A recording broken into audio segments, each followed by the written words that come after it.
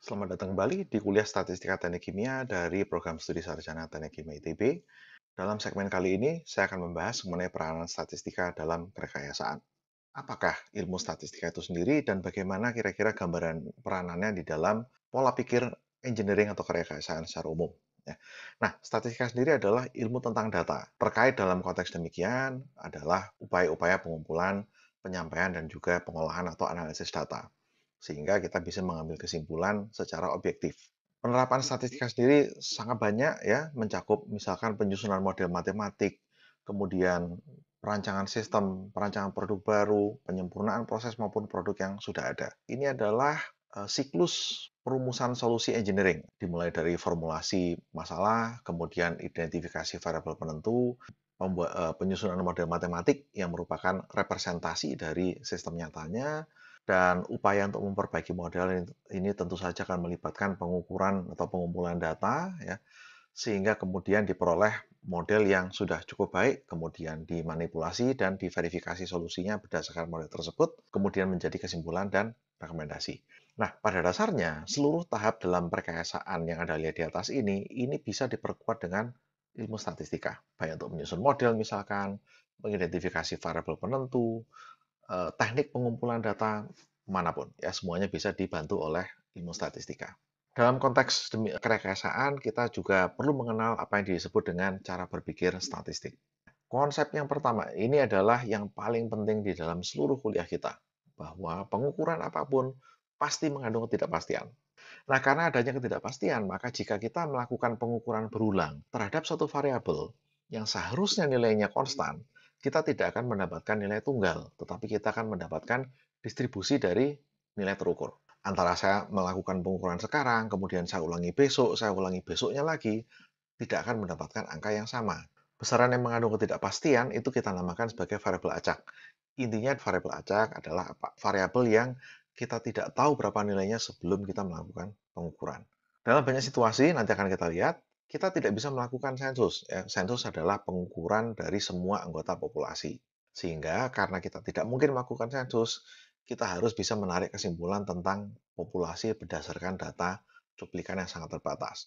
Nah, contoh yang ada di sebelah kanan ini memberikan gambaran konsep populasi dan cuplikan. Ini adalah timbunan limbah abu batu bara yang saya potret di lokasi penambangan nikel di Kepulauan Maluku. Ya. Kalau Anda diminta untuk mengkarakterisasi komposisi, katakanlah misalkan Anda diminta untuk mengukur kadar logam berat ya, di dalam timbunan ini. Tentu saja sangat-sangat tidak mungkin Anda melakukan pengukuran terhadap seluruh timbunan ini. Anda hanya bisa melakukan pencuplikan atau sampling. Ya. Jadi misalkan di sini, Anda ambil di titik sini. Bagaimana komposisinya? Berapa kadar logam berat di sana? Kemudian Anda pindah ke sana, Anda pindah ke sana. Anda bisa dijamin tidak akan mendapatkan angka yang konstan dari lokasi ke lokasi. Sehingga permasalahannya adalah bagaimana menyatakan komposisi seluruh timbunan berdasarkan data cuplikan yang terbatas tadi. Nah, oke, nah sekarang kita lihat secara sekilas peranan statistika dalam engineering. Ya, yang pertama adalah dalam pengukuran data. Oke, ada tiga pendekatan pengumpulan data yang kita kenal. Kajian retrospektif, di mana kita melihat rekaman data masa lalu. Kemudian kajian observasi, artinya Anda mengamati data di masa kini, tetapi Anda tidak memanipulasi variabel-variabel inputnya. Anda hanya sebagai pengamat pasif. Ya.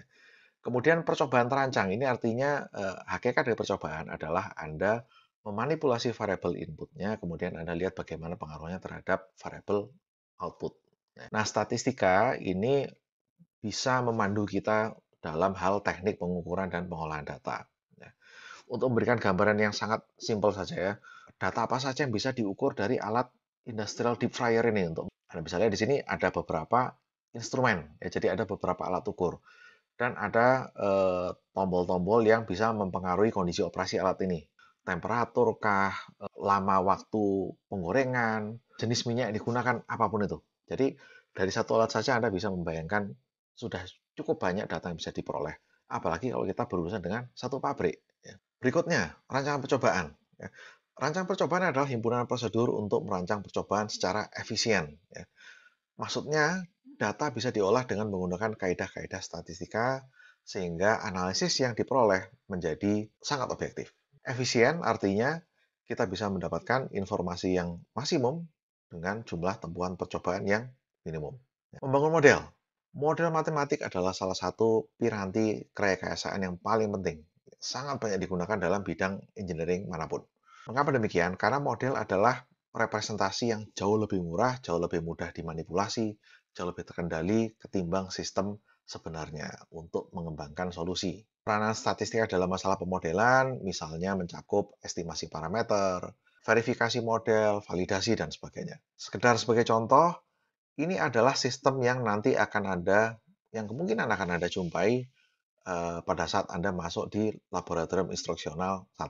Ya, ini adalah suatu tangki berpengaduk, ya, digunakan untuk berbagai macam keperluan, untuk menyelenggarakan reaksi, melakukan homogenisasi, ya, penyamarataan komposisi dari suatu campuran dan sebagainya. Kebanyakan unit pengaduk di industri itu digerakkan dengan motor listrik. Ya. Sehingga karena dia mengkonsumsi daya listrik, maka masalah konsumsi daya menjadi perhatian kita. Ya. Nah, konsumsi daya pengadukan itu sering dinyatakan sebagai korelasi yang berisikan variabel-variabel tidak berdimensi, dimensionless variables. Ya. Bentuk korelasinya seperti begini, ini akan Anda jumpai ya nanti di tahun depan di studi Anda di Teknik Kimia ITB. Tugas Anda di laboratorium nantinya adalah mencari berapa parameter A dan B yang menghasilkan cocokan terbaik dengan data percobaan. Ya. Nah, ini adalah salah satu bentuk model matematik dalam teknik kimia. Berikutnya, SPC adalah Statistical Process Control atau pengendalian proses secara statistik. Jadi tugas ilmu statistika di sini adalah memeriksa apakah suatu proses produksi terkendali secara statistik atau tidak. Yang dimaksud dengan keadaan terkendali secara statistik adalah di mana variasi keluaran proses terjadi karena penyebab-penyebab acak, bukan karena ada sesuatu yang sistematik mengganggu prosesnya. Oke, sehingga dengan demikian diharapkan proses tidak melanggar batas-batas kendali. Karena demikian, karena variasi proses hanya terjadi secara acak, maka kelakuan proses menjadi dapat diramalkan. Oke, ini salah satu aplikasi yang banyak digunakan dalam bisnis, bukan hanya industri. Ya, saya ingin menutup segmen video kita dengan kata-kata mutiara ya yang disampaikan oleh dua orang tokoh ini. Yang pertama adalah W. Edward Deming, yang banyak diakui orang sebagai bapak pendiri ilmu statistical process control. Profesor Deming ini menyatakan, "In God we trust, all others must bring data." Artinya, kita hanya percaya kepada Tuhan, yang lain-lain harus tetap bicara dengan data. Anda harus buktikan dengan data. Jangan hanya klaim saja. H.G. Wells ini adalah seorang penulis science fiction ya, yang meramalkan beberapa puluh tahun yang lalu meramalkan bahwa pola pikir statistik suatu saat nanti akan sangat penting untuk penyelenggaraan kemasyarakatan yang diam. Sama pentingnya dengan kemampuan baca tulis. Ya, Anda bisa bayangkan bahwa ilmu statistika adalah ilmu yang sangat pervasif, sangat sangat merasuk di dalam kehidupan sehari-hari. Nah, mudah-mudahan ini memancing minat Anda untuk terus-menerus belajar di dalam kuliah ini. Terima kasih atas perhatian Anda dan kita akan berjumpa di segmen berikutnya.